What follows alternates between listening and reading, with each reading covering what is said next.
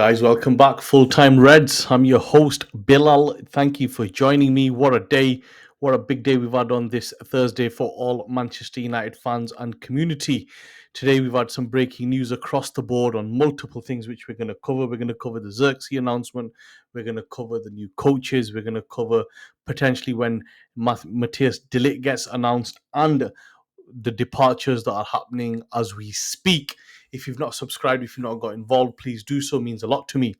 Um, yeah, what a Thursday this has been so far. Obviously, England knocked out Holland yesterday, and I thought that will pick up the pace in the transfer market, considering we were in for two players that are that were in the squad for which was Zirkzee. Let me bring this up on my screen. This David Ornstein has just announced this. Let's have a look at it. So basically, Joshua Zirkzee is scheduled to fly into UK tonight and undergo a medical on Friday ahead of completing a move from Bologna to Manchester United. The 23-year-old Dutch striker joining for 42 million, which is over his release clause by a million or two, but it allows United to spread the cost over 3 years. He'll be on a 5-year contract with a +1 extension. This is a very, very good move by Manchester United, in my opinion. Reason being, we have very, very quickly been able to replace Anthony Martial. Normally, this would have took quite a long time. And what we've done really quick is we're moving in the market for players that suit a system.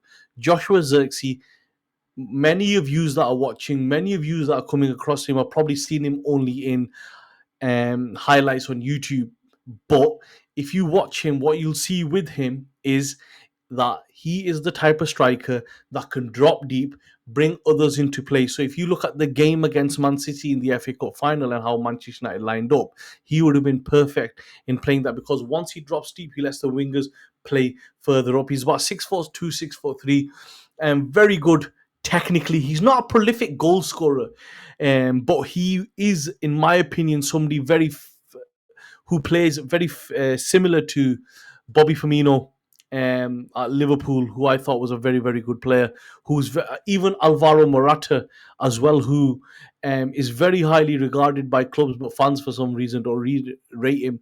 And it's because Firmino and Morata make a lot of and do a lot of unselfish work to help the team. They will drop, they will run the channels, they will create space for others to come into play. And he gives us another option which is different to what Rasmus Højlund will give us. And this concept of, is he first choice, second choice, I don't think that really exists anymore, because the amount of games you play. I think he will be given at least 25, 30 games. If we have two good cup runs, we could end up playing 55 to 60 games, and both of them will get a good set of games to play and show their talents. He's had a great rise from Bayern Munich, went to Bologna with a very tactical manager under Thiago Motta, who's now gone to Juventus. But good move. We're moving quick in the market. It's very positive, and this is what we needed to be doing years ago, but never. It's positive, very, very positive. I'm very happy with that. I think he's flying in for a medical, like they said, tomorrow, and I think this will be wrapped up by Saturday, Sunday latest, and then we'll be moving on to the next one. So let's look at. Also, I'm going to come on to the coaching changes. Let me pull up my screen for that as well. Go right. Okay, let's go. So here we go. Where are we? Brand new coaches of the biggest the biggest kept secret in Manchester. Ruud and Rene Heke. There is a bit of a naughty um, song going around about Rene's surname, which I found really funny. But anyway, Rene, I'll just call him Rene for the time being. And Ruud van Nistelrooy joined as first team managers. Darren Fletcher and Steve McLaren moved down into coaching roles for the first team. Again, this is the first time. Can I find this? I really saw a really good. Let me see if I can find it. Here we go. Sahil Chowdhury put it up. Let me. Where's it go? This was I found very, very interesting. Win rates.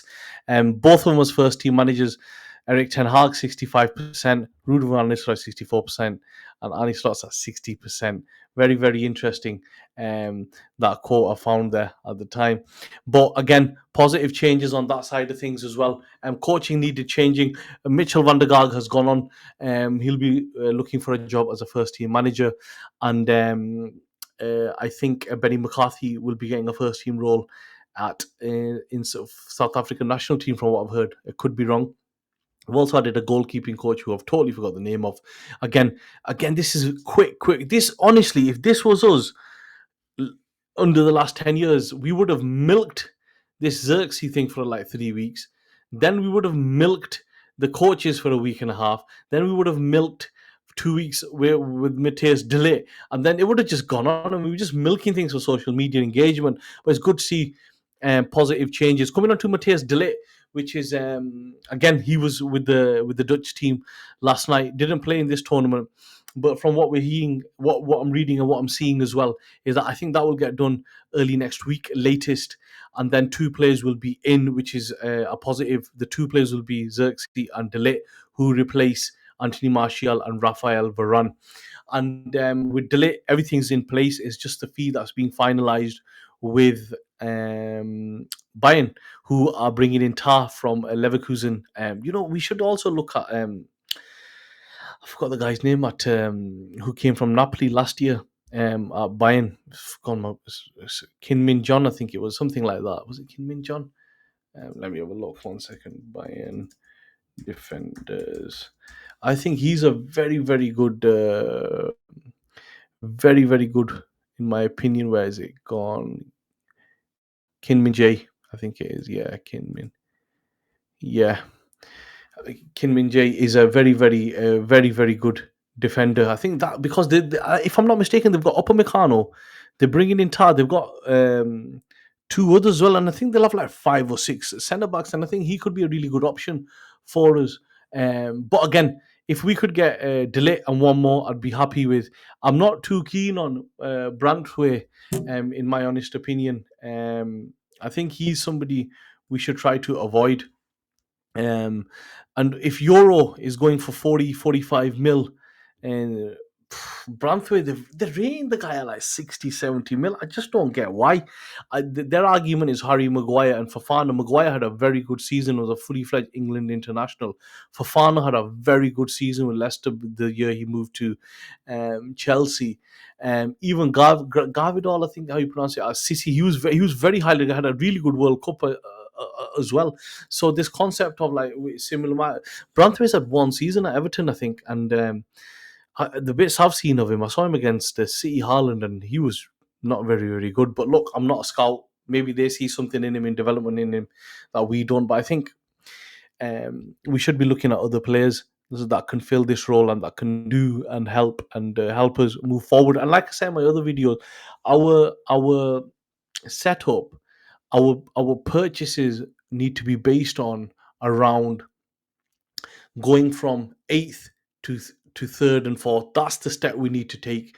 We're not competing with City and Arsenal yet because we're too far behind. This is going to have to go in phases. So if we can get in, certain players that can get us to third or fourth, and then go again in the following 2-3 windows and get us to first, that's how it's going to go. But I'd be really happy with 5 signings, which I think we need. I think we need 2 centre backs, 2 midfielders, 1 striker, and a left back. And I think that's enough. And you don't want to do a Chelsea bringing too many players who basically, and then it's hard to bed them all in as well. And just lastly, Donny leaves us. Donny van der Beek, I wish him nothing but all the best. Had a really tough 4 years at Manchester United. Never really worked for him. His loan spells didn't work for him. A very good technical player. I thought things would change for him when Ten Hag came in as his ex-manager, but even he couldn't get a tune out of him. He moves on to Genoa, and I think he'll do really well out there. It's less physical, and you wish all people that have played for Manchester United really, really well. Even like yesterday, I was watching about Weghorst. I thought he was a good player for United, even though he didn't score goals. He had a good all-round game to him, which helped the likes of Marcus Rashford hit big numbers. But as for us fans, it's really positive. Things are moving really quickly. and we just need to stay calm and remember not everything is going to be sorted out in this one window. It will take a couple of windows to get us to the level we need to get to, but you can already see since 1st of July things have started moving quick, things have started moving fast, and it's really really positive. That's a wrap from me. Thank you for watching. I'll be back in the next day or two with more news, more transfer news, and a podcast as well. Please do subscribe, and thank